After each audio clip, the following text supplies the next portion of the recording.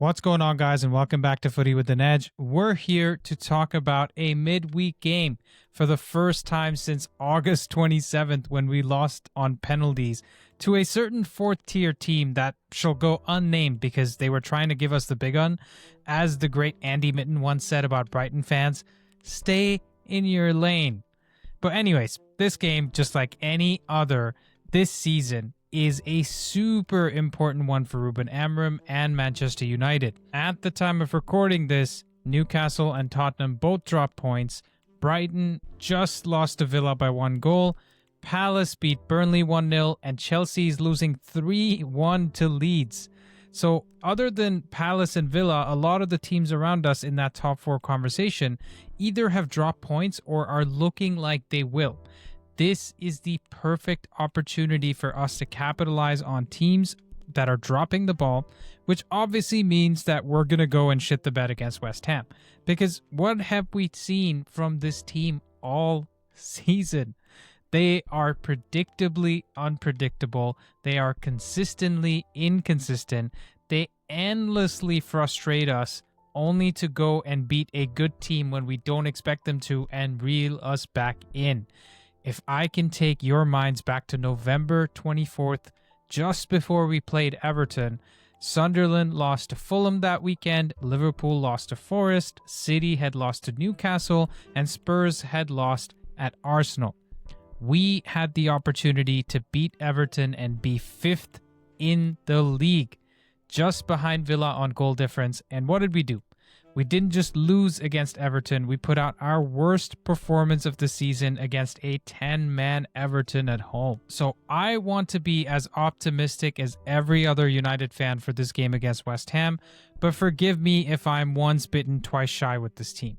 And for that reason, I think it's important we pay close attention to West Ham and discuss 5 things United must do to beat West Ham at home. If you're new to the channel, please consider subscribing for more content just like this.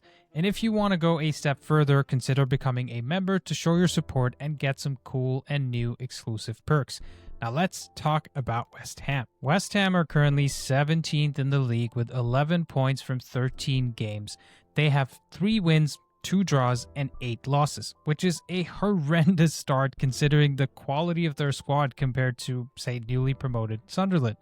But the underlying stats actually say that they should be even worse because there are other teams that have relatively underperformed, whereas they actually deserve to be on 11 points. If we look at their top scorers, Wilson has 4 goals, Bowen and Paqueta have 3 each, Souček has 2, and Fernandes and Walker-Peters have 1 each.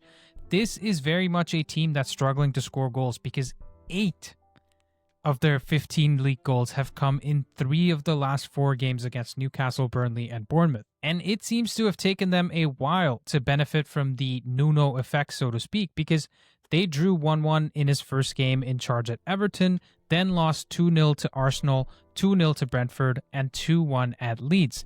The impressive performances for me have come more recently against Newcastle, Burnley, and also let's discuss the Bournemouth game because I think it's going to be very pertinent to the United game that's happening tomorrow. Against Newcastle, they went down 1-0 in the 4th minute, but came back to score 3 goals and win the game.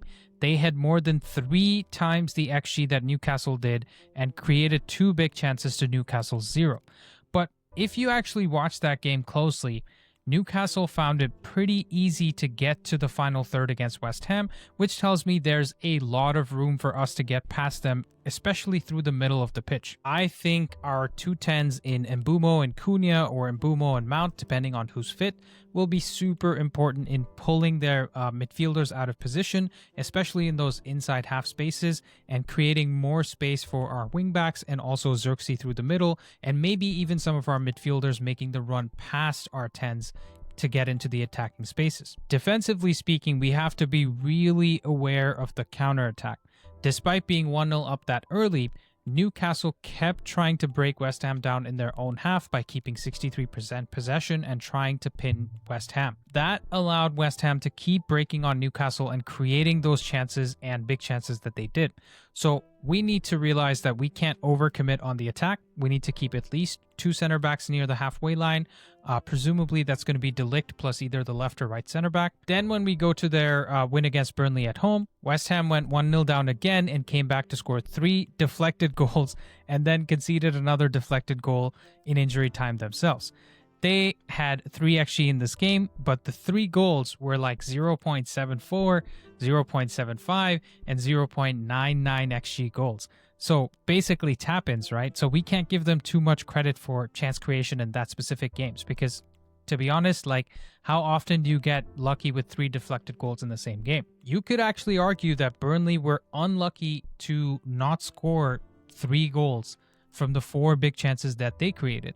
But on balance, West Ham got the job done, and most importantly, it was another game with 40-something% possession where they got the victory. Now we get to Bournemouth away, and this is the most interesting game they've played, and it's the one that I'm most worried about from a United perspective. Bournemouth had 4 XG from 28 shots in that game, but failed to take their chances, while Callum Wilson scored 2 worldies for West Ham in the first half and allowed Nuno's team to just sit back and defend. Seriously, they got 2 goals from 0 big chances in that game, while Bournemouth had 28 shots, 10 on target, and 4 big chances, but only scored 2 goals from them. I think it's completely on the board that we have one of those games where we create loads of chances against West Ham at home, but fail to finish our chances. Just think back to the Burnley game or even the Fulham game or even the Arsenal game, right? We walked away from that feeling like we should have gotten more, whether that's in terms of goals against Burnley or points against Fulham and Arsenal. And what worries me is that West Ham have a bit of a smash and grab in them to get a draw or even a win. If you want to go check out Bournemouth's equalizer from Enes Unal, he had to score what is a contender for goals of the season because that was an insane pass from Senesi straight into him. Great first touch and finish past the goalkeeper. If we are not at the races tomorrow, we could be facing defeat or a disappointing drop. So to recap, West Ham are the quintessential Nuno Espirito Santo team that wants to play with low possession and create their chances on the counterattack. West Ham have the 16th best average possession this year with 43.7%, and Forest under Nuno last year had the 18th best average possession with 40.8%.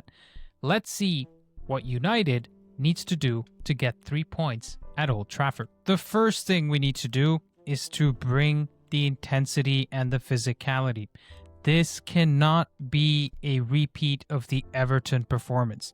The absolute worst thing we can do, in fact, is walk out with the same lifeless, soft, and slow energy we showed against Everton. West Ham under Nuno want the game to be played at walking pace. The slower it gets, the more compact they become, and the more frustrated we get. So the message is simple. Set a high tempo from the first whistle, be physical in duels, don't let the likes of Souček or Bowen bully us. Let's win our second balls, press with purpose, and make sure we bring the energy and aggression early. West Ham tend to struggle when a team does that. So if we come out timid, we instantly fall into their hands, and this turns into another United trying to break down a low block for 85 minutes.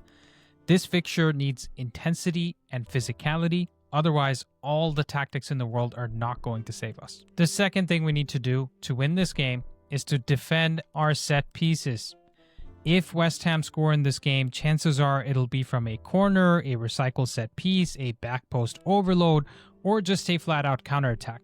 Souček, Bowen, Wilson, these guys attack the ball with aggression, man. That's what they've built a Premier League career on.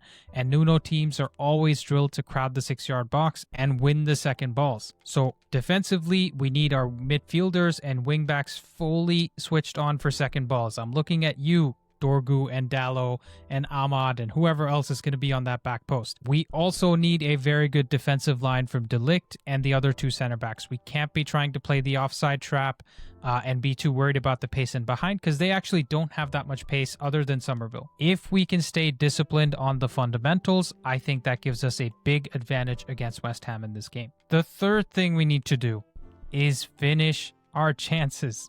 Let's not have a repeat of the early season XG curse.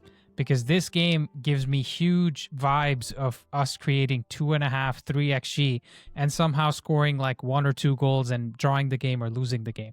Remember, West Ham don't need to dominate this game. They don't even need big chances. They just need 1 or 2 transitions, 1 or 2 situations where we switch off from set pieces, or maybe even 1 lucky deflection like they got 3 of those against Burnley, right? So we need the likes of Xerxes, Mbumo, Cunha, Mount, Bruno, whoever's going to be in front of goal. We need them to be decisive and take our chances. In fact, I'd give them a lot of credit for the way we have been converting all of our chances, because even the Brighton game, we had 1-something XG and we scored 4 goals from that. So I think we can repeat more of the same. I just don't want us to be reverting back to what we were doing earlier in the season. The fourth thing we need to do is use the half spaces. Cunha, Mbumo, and Mount. Whoever plays in those 2 10s must link up with Xerxes really well. This is one of, for me, the biggest tactical keys of the match, because West Ham are open to be scored against, right? Their midfield is surprisingly easy to pull out of shape when you attack their midfielders, and Newcastle did this constantly. They got into the final third with ease, but they lacked the quality on the final ball. So we already talked about the finishing. I'm just saying if we do the right things before the finishing, then we should get a lot more chances to put the game to bed. So Cunha or Mount dropping between the lines, Mbumo also doing the same thing on the right-hand side, and then Xerxes linking play and rolling defenders, and maybe getting more than 1 or 2 shots in the whole game, hopefully. The fifth and final thing we need to do is build momentum. This is the start of a defining 3-game stretch. It's not just about beating West Ham, because we're playing Wolves and Bournemouth next. The last time we had a victory before Crystal Palace was on October 25th, guys, against Brighton. The mood around the club is still fragile. Results still feel like they are disconnected. We're not really doing something in one game and carrying that on to the next game yet. And Ahmad and Mbumo are leaving after the Bournemouth game. So we need to realize that this is our opportunity to go get 9 points from these 3 games. West Ham, Wolves, and Bournemouth. This is the cleanest runway we're going to get before the table hardens in January and, while they're gone for AFCON. So a win here gives the players some belief, gives the fan base some belief, and puts us right back into that top 4 conversation. But if we drop points here, it becomes another false dawn, and we really don't know where to go as fans. Like, as optimistic as I want to be, I wouldn't really know where to go as a fan myself. And how can I reassure you with optimism when I won't have any myself? So we need to get this win. It's really crucial for us. Let's make sure we get that momentum and go into that Wolves game trying to get another 3 points and trying to get 3 wins in a row again. I am actually, more positive than negative about this game, so let's make sure the boys can get the job done. Thank you guys for watching, and I will see you next time.